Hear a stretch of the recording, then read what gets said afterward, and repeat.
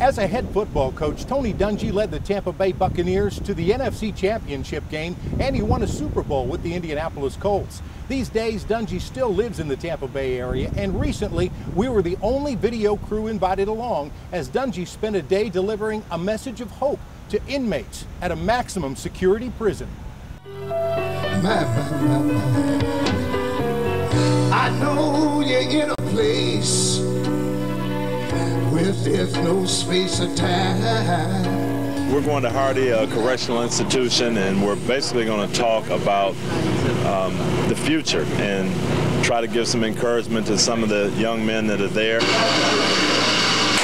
The inmates are excited about it. And last year, Reverend Brown took me to a couple places where we had Dolphins fans. That's why we're Lord. In this desolate place, guarded by razor wire and isolated from society, Tony and Lauren Dungy have come to deliver a message. Here's the most important thing. If you only remember one thing today, it's one verse, and you can look it up anytime you want to.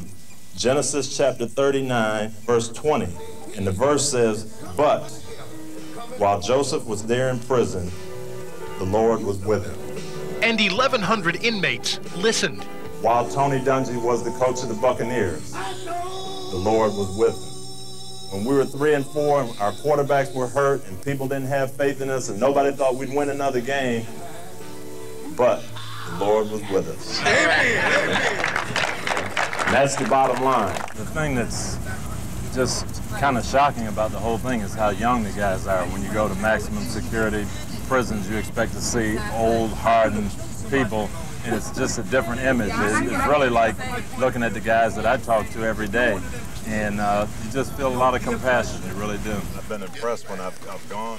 Tony Dungy joined several members from Tampa's Prison Crusade Ministries, a group intent on lifting imprisoned spirits with song. I tell you where the work day, yes it is, and every day I'm gonna lift up the King of Kings. And personal testimony from men of great stature. I had some tough situations. Matter of fact, we won the Super Bowl that year in 1978, and I thought I was just rolling along great. Okay. Right after that, I got traded from the Steelers to the worst team in football, the team that won one game the previous year. And I said, you know, I made this decision to serve the Lord. Now you're going to trade me to the worst team in football? What's up with that? You know?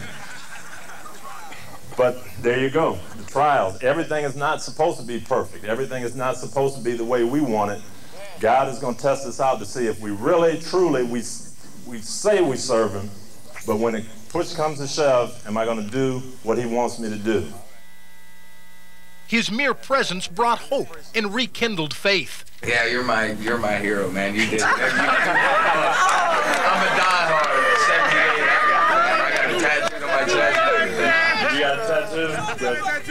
Oh, that's what I'm talking about. And of course, they talked football. We needed a guy with a little attitude on offense. We got some guys with attitude on defense, so we think Keyjon's going to help us. We appreciate it. You don't have to worry about if you win the next game, if you lose the next game, if you're the Super Bowl champs or you get fired, the Lord's still going to be with you. I'm singing my song for you. From the Hardy County Correctional Institute with the Prison Crusade Ministries, I'm Jerry Johnson for Al Keck Sportsline.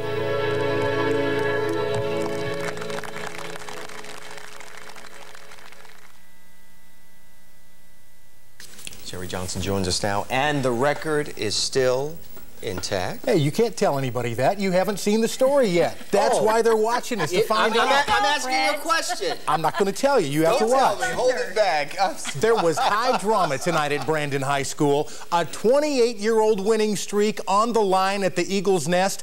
The Bloomingdale Bulls challenging the Brandon wrestling team, trying to put an end to the Eagles' 345-match winning streak. These guys had the guys. I mean, they were down to wait, and they were ready for us. And they were ready to bang heads. Everything you got, guys. Everything you got. With their 28-year, 345-meet winning streak on the line, the Brandon Eagles hit the mat against number 5 Bloomingdale. Take it down! And the Eagles immediately went to work,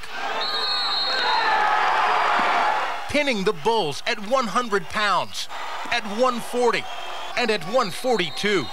building a 31-10 lead before Bloomingdale began to turn the tables.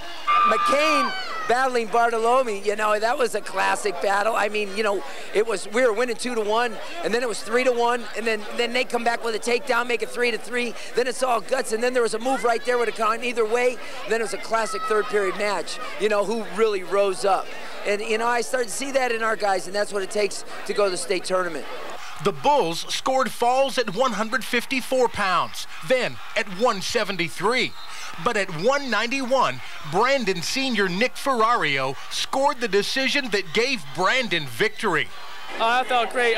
Saturday night at the Ippolito tournament, he beat me 2-1 because I made a mistake. So I had to come back tonight and prove I could do it. Tonight's victory over Bloomingdale extends Brandon's winning streak to 346 consecutive dual meet wins, still the longest winning streak of any kind in the nation. Yeah, I didn't have a doubt about that. I figured that was going to happen. I just didn't know it would be by this much. I thought it would have been closer, but we really proved it to him how we could tough it out and win when it comes close to it. Good match. We were ready, though. I didn't know, you know, what was exactly going to happen, but this team's starting to mature. They're starting to get a little bit of chemistry. They're starting to build a name for themselves because they really pulled it together there in all 14 spots. All right, big-time college basketball tonight in Tampa. The South Florida Bulls in a Conference USA battle with the Louisville Cardinals. And the Bulls do it with defense. Altron Jackson deflects the pass, breaks, and slams it. Jackson with the pass underneath. He jams this one. 11 first-half points for Altron. Chauncey Asbury with 15. Mike Bernard dunks on the rebound. Bulls can shoot from outside, too. Cedric Smith with 3 of his game-high 18. Bulls with a solid effort. They beat Denny Crum and the Louisville Cardinals 73-67.